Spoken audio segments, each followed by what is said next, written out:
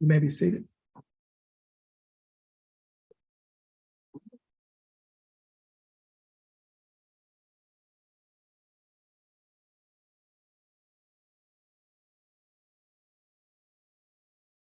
Ladies and gentlemen, Ms. Trina Redmond, who is one of our court coordinators, she's going to call some names. When she calls your name, please stand and go have a seat in the jury box. The bailiff has badges, and he will give you the badge as you pass by him. Ms. Redmond? Good afternoon. When I call your name, please have a seat in the jury box. Darren Frederick, Darren.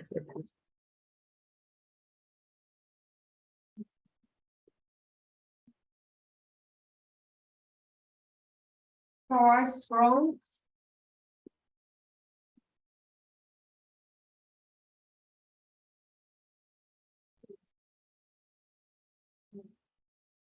Trudy Duffy,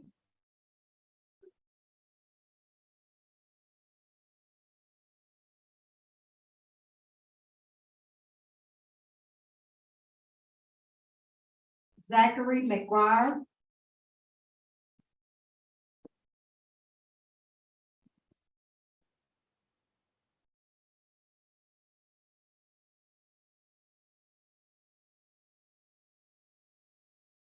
Trinidad Lewis,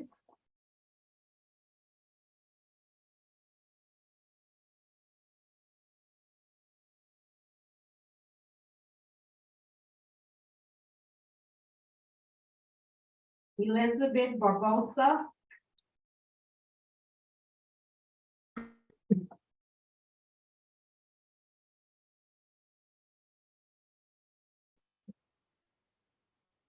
Uriel Candelaria.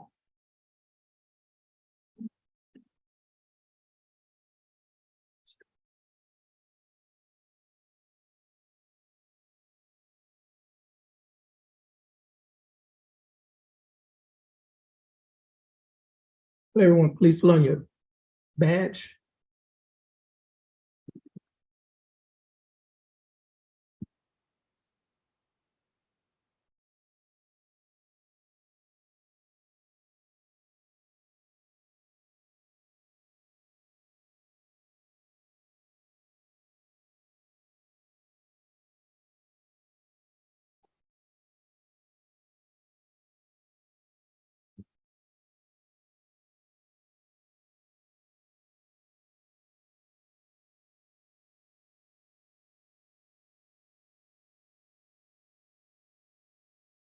Okay. Now, members of the jury, I must administer to you the second of the two oaths that I mentioned during the voir dire. I need each and every one of you to raise your right hand. And after I'm finishing administering the oath, please say, I do. Do you and each of you solemnly swear or affirm that in the case of the state of Texas versus Daniel Troy LeBlanc, you will a true verdict render according to the law and the evidence, so help you God? Okay, you may put your hand down. Members of the jury, I will give you some instructions and a general idea of what to expect in this case.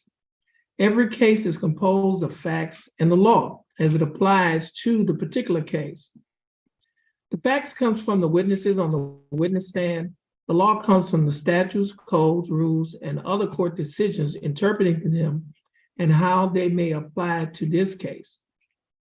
You and I have equal authority in this case, but it is divided authority. You are the sole judges of the facts, and I'm the sole judge of the law. You are the sole judges of the credibility of witnesses and the way to be given their testimony. You may believe all of what a witness says, part of what a witness says, or none of what a witness says. As the trial progresses, the attorneys will probably make objections to questions and ask the other attorneys, ask of the other attorneys of these witnesses, or objections to the introduction of documents or objects. This means that in the objecting attorney's opinion, there is a legal reason why the testimony or document or object should not be received by you. Sometimes I will simply sustain or overrule the objection. At other times, it may require a lengthy discussion outside of your presence. If that happens, I will either ask you to step outside for a few minutes or ask the attorneys to come up to the bench so that you can hear the discussion on the point of law. The reason for this, as I told you earlier, you are the sole judges of facts you receive, and I'm the sole judge of the law. I can't be with you in the jury room when you deliberate. Therefore, you can't be in hearing distance when we deliberate questions of the law. The reason why I will sometimes ask you to step outside is because it is simply the most efficient way to do it. Otherwise, if we were to leave the courtroom, the court reporter would have to gather her equipment and take it with her, and the attorneys would have to gather their files, etc. The rulings I do make on questions of law in your presence are not evidence, and you are to disregard them. After all the evidence is in, and both the state and the defendant have rested their cases, the court will prepare and submit to you a written charge instructing you on the law in this case. We will then hear oral arguments from the attorneys. The attorneys have the right to make a summation of the evidence and to make reasonable deductions from the evidence.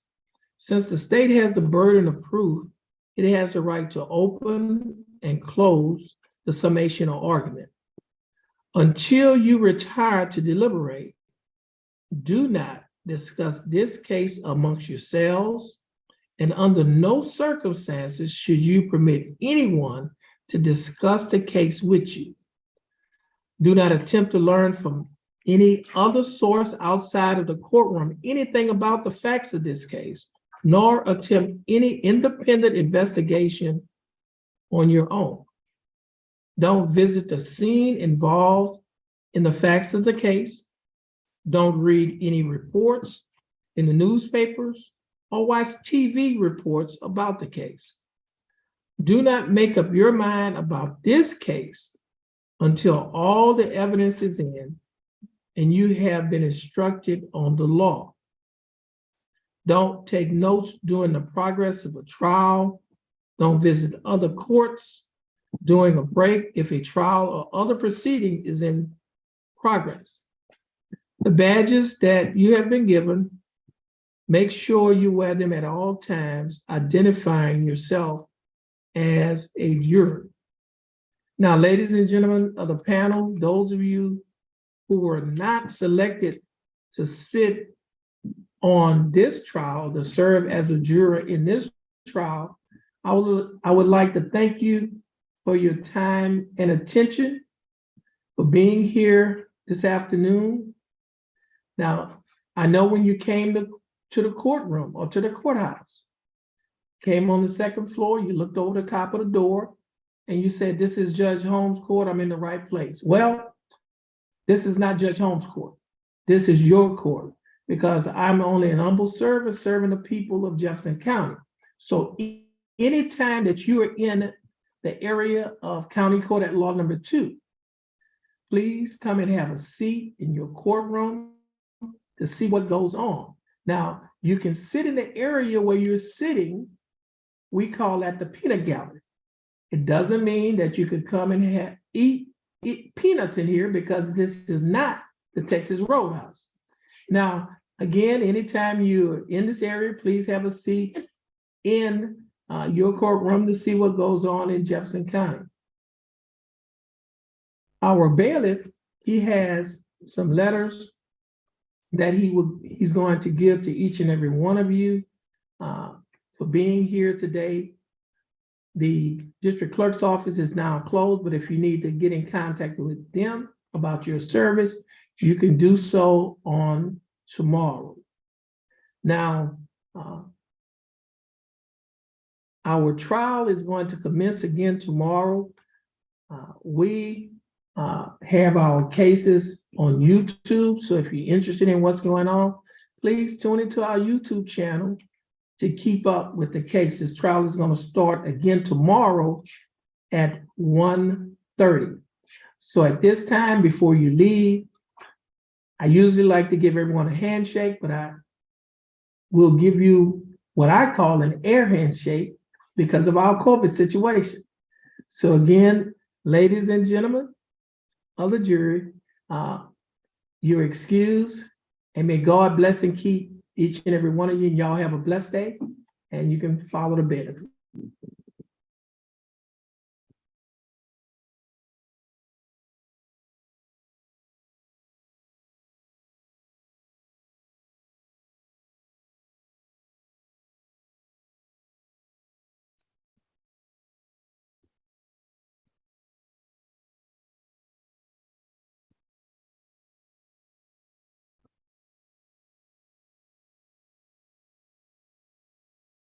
Okay, y'all may be seated.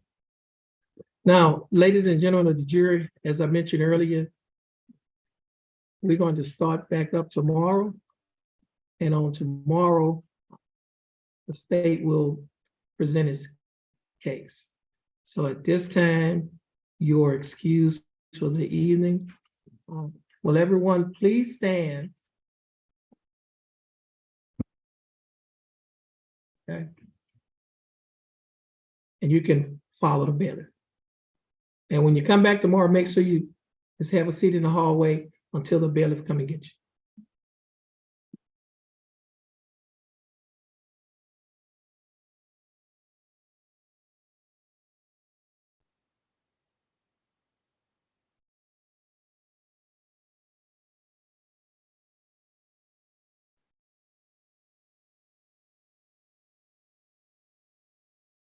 Court will be in recess till 1:30 tomorrow.